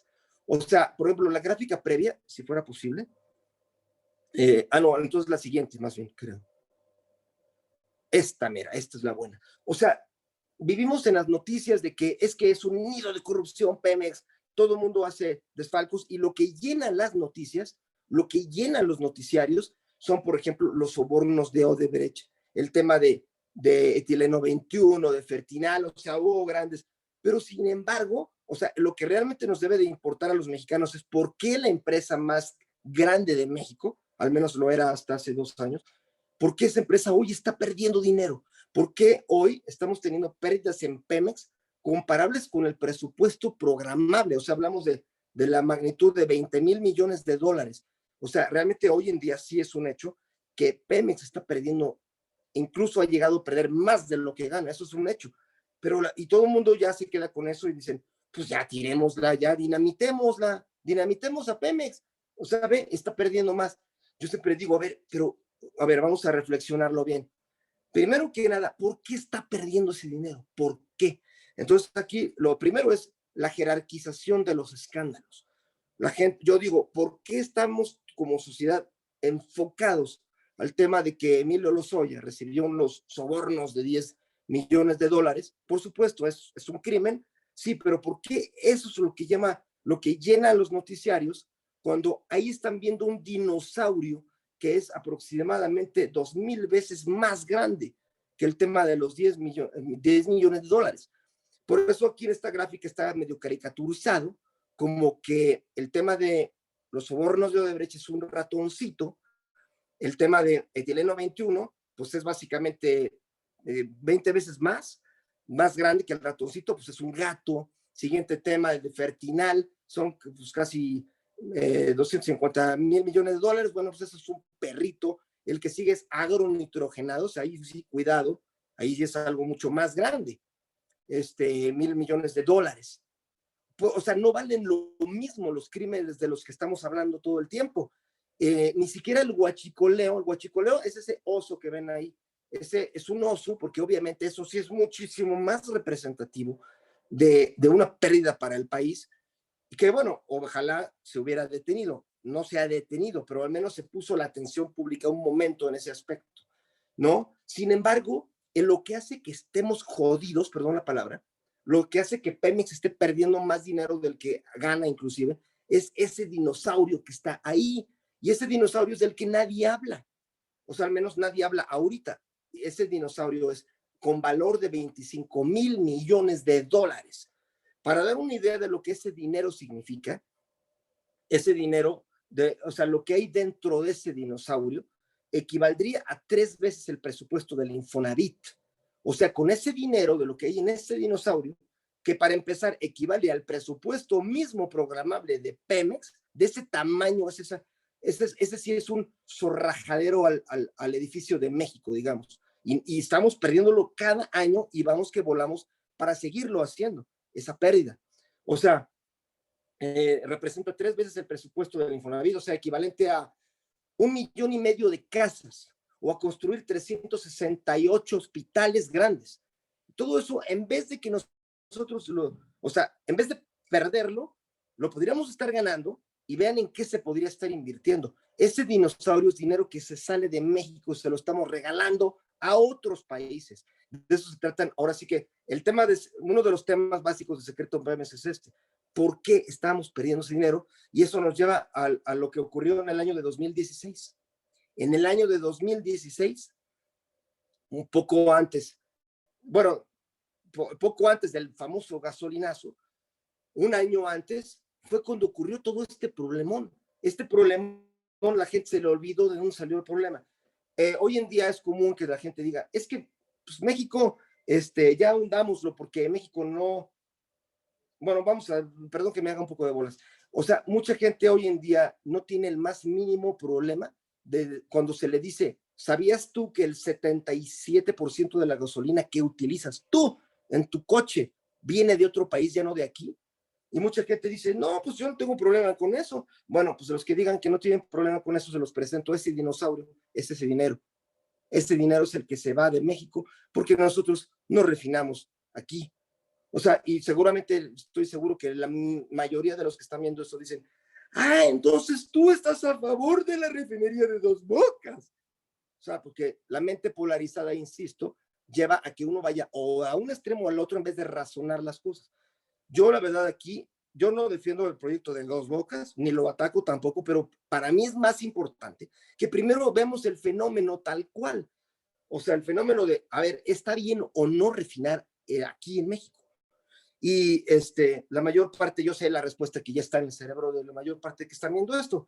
Ay, no, es que aquí en México, ¿para qué refinamos gasolina? Nuestras refinerías están dadas al queso, son ya chatarra. Y yo les digo, sí, pero lo eran antes en 2014, no. Yo aquí tengo toda una tabla gigantesca de datos totalmente sólidos. Aquí no es de que hay la interpretación, no.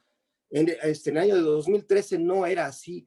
O sea, este porcentaje de que ahora el 77% de la gasolina que consumimos los mexicanos venga de otros países no fue de hace 10 años, fue desde el 2017 básicamente. Antes la hacíamos nosotros. Siempre yo se los pregunto porque esto va a ser motivo para otro super debate. Aquí es donde sí creo que van a todos a comentar y me la van a mentar también. Y bueno, yo a eso me dedico, así que adelante, pero sepan que lo hago con buen corazón y con amistad, porque amamos a México.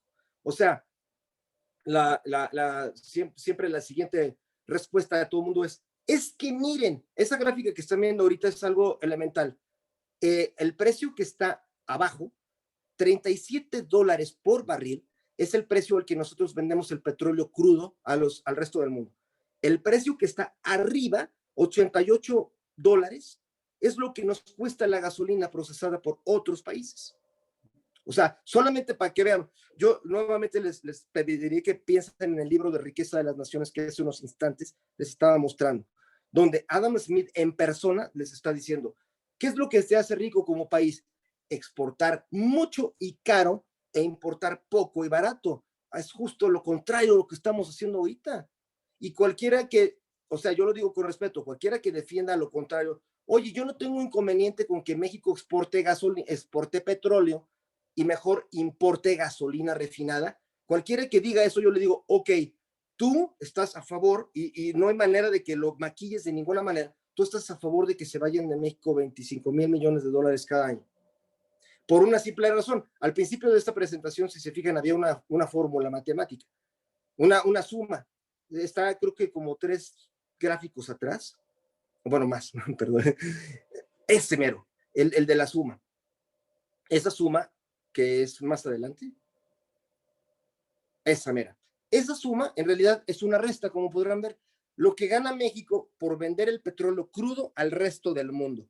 25,800 millones de dólares por vender petróleo crudo. Como ya ustedes vieron cuánto cuesta cuando ya se refinó, lo que nosotros estamos importando de gasolina que no fabricamos nosotros son esos 47 mil millones de dólares. O sea, aquí cualquier niño con un abaco, o sea, yo no soy experto en refinación, nadie de los que está aquí, o a lo mejor sí los hay, ¿no? Pero esto que está abajo, 21 mil, es la simple resta. Ese dinero nosotros lo estamos perdiendo porque estamos comprándole la gasolina refinada a otros países. Ahora, yo he escuchado hasta el cansancio a los que dicen, oye, es que refinar ya no es negocio. Yo digo, no es negocio, o sea, vean esta fórmula. ¿Cuántas horas quieren ver esta suma para a ver, seguir diciendo que no es negocio refinar? Lo que no es negocio es lo que estamos haciendo. Mientras no tengamos un sistema de refinación nosotros, vamos a estar perdiendo esa cantidad de dinero por estúpidos. Y hay de dos, o dejamos de consumir gasolina, o sea, ya no uses tu coche, o entonces hay que refinar nosotros. Siguiente comentario que seguramente todos o muchos van a hacer. Oye, pero es que ya vienen las energías limpias, ya para qué invertir en las refinerías. Ya no va a ser negocio. Y yo digo, a ver, o sea, yo soy el primero que está contra el calentamiento global. Yo pertenecía a Greenpeace y de hecho pertenezco. Yo estoy en el grupo de Renacimiento Mexicano de de César González Madruga, que está contra el cambio climático, en contra de las emisiones. Yo estoy a favor de las energías limpias, claro, pero hay que investigarlas antes de hacer una afirmación como la que hoy están diciendo, oye, bombardean Pemex ya no va a servir de nada. Yo al respecto solo quiero darles los datos con los que quería, ahora sí que darles unos datos para saber qué piensan. Igual, insisto, si me la quieren inventar, pues adelante, para eso estamos aquí. Pero hoy les va. Preparémonos porque este es el gráfico del terror. Esto que ven aquí. Bueno, primero, esta es una cosa que resuelve un poco los dos dilemas que traíamos. Primero, el precio del petróleo, porque el otro tema que siempre todo el mundo dice, ¿para qué invertir en petróleo? El petróleo ahorita ya no es negocio porque ya se vino el precio abajo. Ya, o sea, y yo les digo, ¿y se va a quedar siempre abajo ya? ¿Siempre? Y dicen, claro, se va a quedar abajo. ¿Por qué? Porque ya vienen las energías limpias. A eso vamos ahorita. Y yo vengo aquí a conocer la opinión de ustedes. O sea, sé que soy simplemente alguien más que opina. Aquí está la historia del precio del petróleo desde el año de 1950. Se los pido que lo vean un segundo. ¿Qué es lo que se ve claro en esta gráfica? Pues que no hay nada claro. O sea, en esta gráfica lo que se ve es que el precio del petróleo es todo lo contrario a una curva suave. Vean cómo se trepa, cómo sube, cómo baja en semanas, no digo en años. El precio del petróleo es una de las conductas más histéricas que se han visto en la historia del mundo. Y lo digo ahora que platico con una brillante psicóloga como Denise. ¿A poco no parece esto la curva de un electroencefalograma de un psicópata? Bueno, esto es los precios del petróleo. Lo he platicado con infinidad de economistas, todos ellos capitalistas, todos de derecha, empresarios, que me han dicho, ¿qué es lo que esta gráfica te demuestra? Muy simple, manipulación de los precios. O sea, no, si fuera un tema que se basa solo en oferta y demanda, explíquenme, por favor, esta subida de aquí, estos bajones. El petróleo está totalmente manipulado, su precio. Y ahora sabemos muy bien, estudien el caso de Arabia Saudita y Rusia hace poquito. Vean, estos puntos que están marcados en rojo son los momentos más catastróficos que ha tenido el precio del petróleo. Uno de ellos es 1982. Seguro que todos ya han dicho, es que vean lo que le pasó a López Portillo. López Portillo invirtió todo en el petróleo y nos fuimos al hoyo. Y en su época, como realmente es verdad, nos fuimos al hoyo porque él invirtió todo el dinero de México sin planear, pidiendo prestado a otros países, y no se dio cuenta de que en Estados Unidos estaba ocurriendo un plan. Yo ahorita, si quieren, luego anexo un video que hice, quería transmitirlo, pero se los dejo como anexo. El video donde está el presidente Jimmy Carter en 1980 diciéndole al pueblo de los Estados Unidos, y esto no crean, el pueblo está inventando, no, van a ver a Jimmy Carter hablando al pueblo de los Estados Unidos, donde dice, nos estamos enfrentando al mayor golpe a la seguridad nacional de los Estados Unidos. ¿Por qué? Porque los países de Medio Oriente nos tienen agarrados de al cogote. O sea, la frase que él utilizó fue, la cerca, nosotros tenemos el cuello en la cerca y la OPEP es el cuchillo. ¿Qué estaba diciendo? Que no tenían soberanía energética, así de simple. Él lo dijo, él lo dijo que básicamente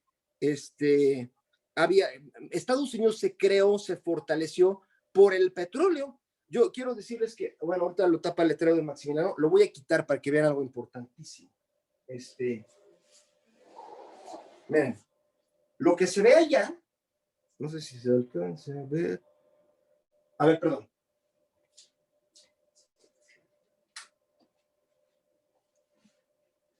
Lo que se ve allá al fondo es el mapa de Norteamérica, pero hace 300 millones de años. Todo eso que se ve ahí es lo que es hoy Estados Unidos, Canadá y México, pero en la época de los dinosaurios, o sea, cuando se creó el petróleo. Todo eso estaba bajo, o gran parte de eso estaba bajo el agua. Por eso se creó la famosa Gran Cuenca Pérmica, de la cual México es parte. O sea, quiero decirles también que parte de la investigación del secreto Pemex es verdad cuando nos dijeron que solamente quedaba para México. Bueno, dijo el presidente Peña Nieto que ya se estaban acabando las reservas. México, cuando se acabó Cantarell, ya no hay más reservas de petróleo, ya no hay más. Y que lo único que quedaba estaba en el Golfo. Lo único que quedaba, o sea, donde los mexicanos somos tan tontos, tan estúpidos, que no tenemos la tecnología ni el dinero para explorar en el Golfo. ¿Cierto o falso? Bueno, yo en secreto Pemex les ofrezco la investigación después de entrevistar a los más brillantes geólogos de México, varios de ellos de Pemex y varios de ellos que no son de Pemex. Y el resultado es esto que ven aquí. Y de hecho, esto procede de documentos del propio Pemex. Lo que ven como manchas azules son yacimientos que nunca se han explotado de México y no llegaron a la opinión pública. Simplemente por lo mismo que están viendo en ese mapa. México es la continuación de la cuenca pérmica de Texas, pero el hecho que nos hayan dicho que solamente hay en el Golfo, pues tiene una simple razón, que 120 millones de estúpidos no hagamos más que lo que quieran petroleros de otros países, que es que ellos quieren el negocio. Nosotros no estamos siendo capitalistas cuando les permitimos eso. Si México fuera capitalista, México sería el que estaría explotando eso. Pero bueno, todo esto era para decirles que Estados Unidos se volvió rico por ese petróleo, por el de Texas y por el de Ohio. ¿Quién era? Estamos teniendo aquí personas que las estamos prácticamente sacando porque ya saben ustedes que tenemos esta situación donde hay... Por mí no hay problema, yo estoy acostumbrado en diferentes foros.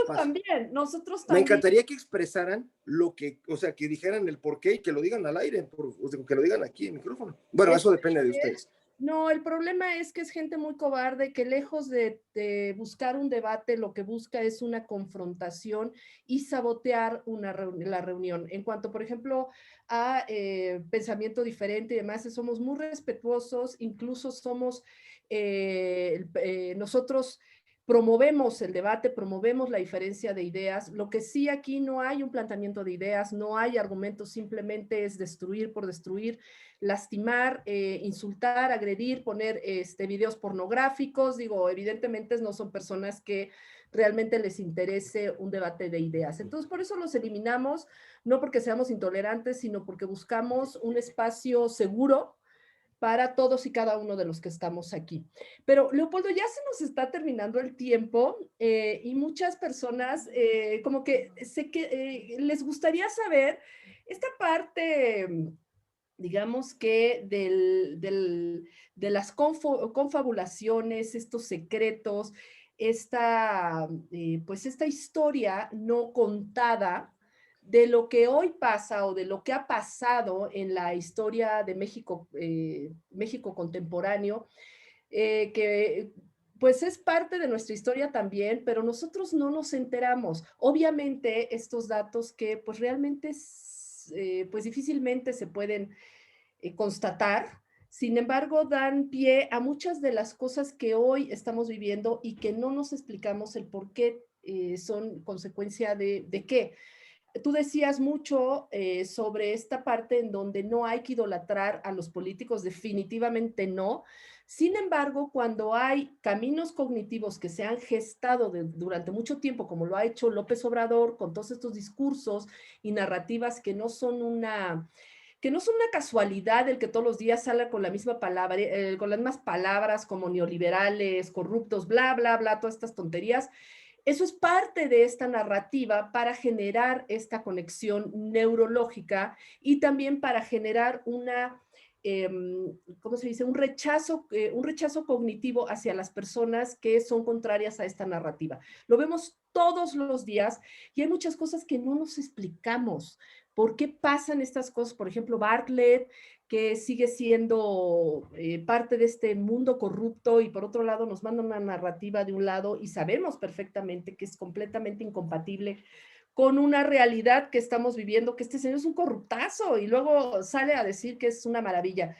¿Tú qué nos podrías decir de la política actual o la más contemporánea sobre estos secretos? Creo que nos quedamos aquí con estas ganas de saber tal vez un poquito qué es esto que está atrás. Bueno, lo primero es agradecerte muchísimo, Denise, agradecer mucho a Isaac y a todos por la pluralidad, sobre todo por la pluralidad, ¿no?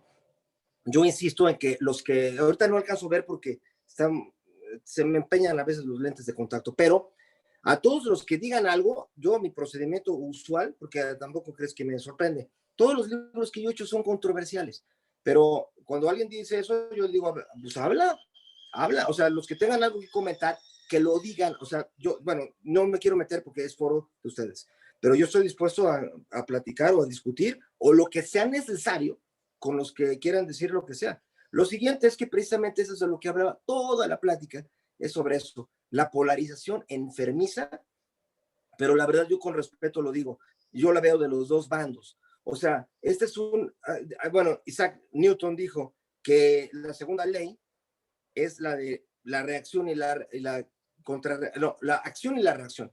Para todo fanatismo, ya sociologizado esto, para todo fanatismo va a haber un fanatismo de sentido contrario y de mayor intensidad. Entonces, yo sí lo que digo es, en una sociedad donde todos nos fanatizamos para un lado o para el otro, lo que estamos haciendo es simplemente un pinball que nunca acabará y que se vio desde los tiempos de la independencia de México. O sea, decía Guadalupe Victoria que el mayor enemigo de los mexicanos es estar divididos. Yo solo quiero dar, o sea, como a nivel de remate, digamos, bueno, es algo que si quieren yo puedo seguirme toda la noche, ¿eh? O sea, yo feliz, ¿eh? Y además me encanta platicar contigo, Denise, pero yo solo que los quiero decir es dos casos. Uno es el de España y otro es el de Hungría. El caso de España era el inicio de su historia, era el reino visigodo, ¿no? Los reyes visigodos, que eran germánicos y demás, y cómo, siempre todo el mundo se ha de preguntar, ¿cómo fue que de repente los invadieron los árabes? Y wow, se volvió árabe toda España, pues fue porque estaban divididos, porque había un rey que era Roderick, y el otro, se me fue el nombre, Ludovic.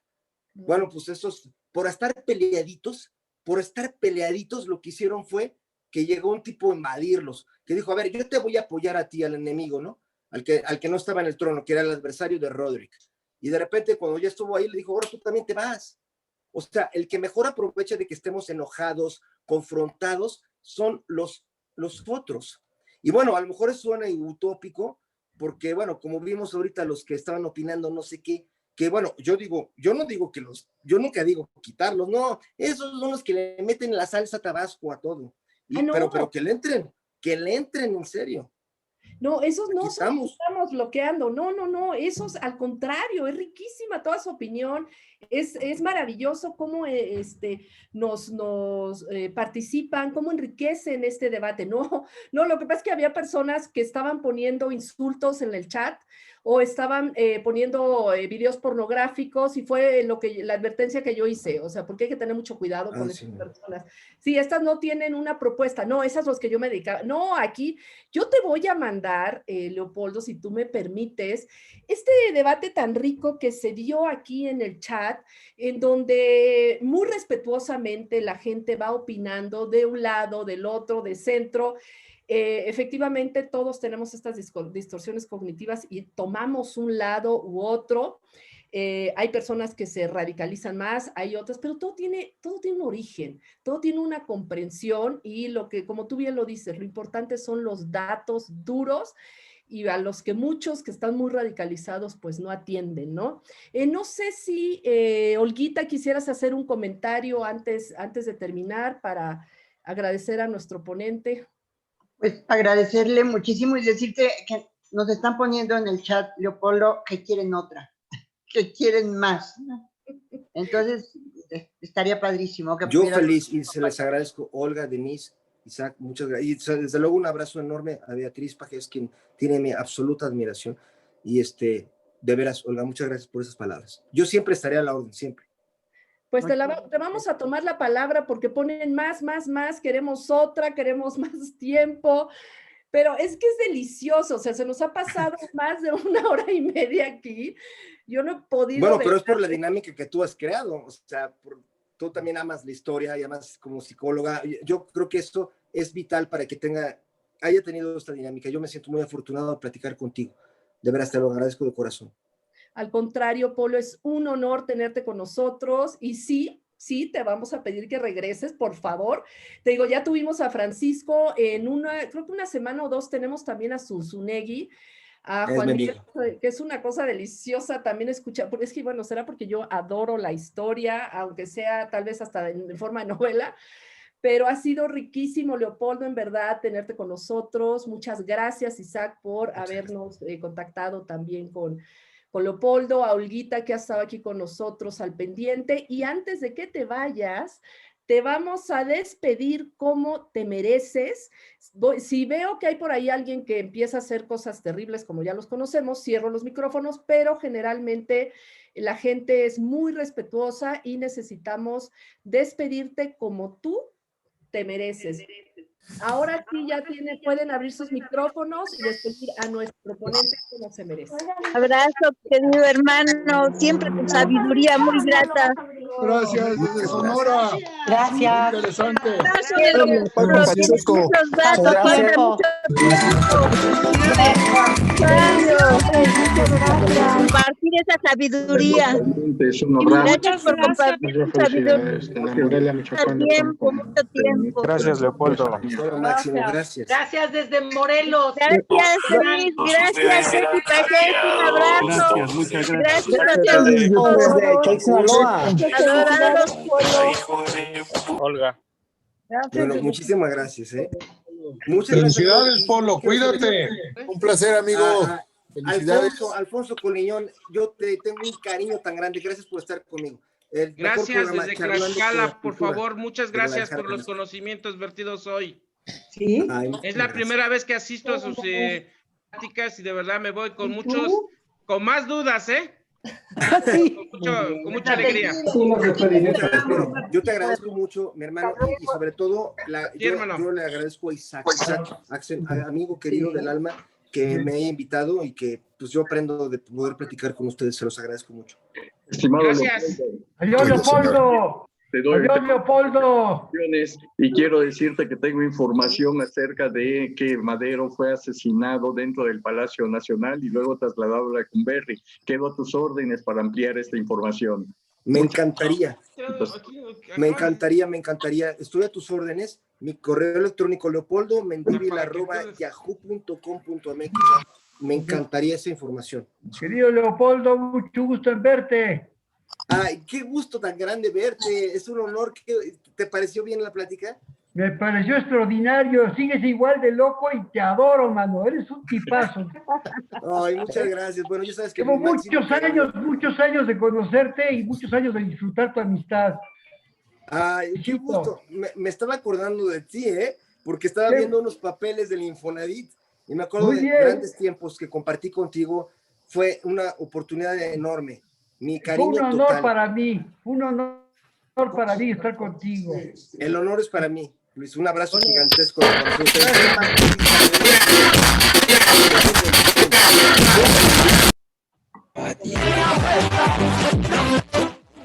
abrazo desde Monterrey, Polo. Arturo. Mi hermano, qué gusto verte. Igualmente, mucho. Es Juan Antonio, ¿no? Ay, Arturo. mi hermano.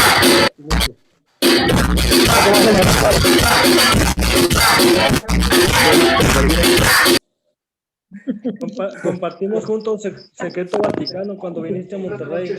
Ay, mi hermano, claro que sí. Es que sabes qué, claro, es que sabes que como que este celular está bien chiquito, no veo bien las. Un abrazo para ti y lo mejor para este año. Mi hermano, tengo muchas ganas de ir a Monterrey. Ahora que vaya a la fila. ¿Te gusta tu hermana? Este año te invito a una cerveza. ¿Gusta tu hermana? Cuando usa tanga. Cuando usa tanga. Un abrazo para ti. Voy a suspender ya el de Leopoldo. Fue un placer, un gusto. Lo terminamos. Muchas gracias a todos los que asistieron con nosotros.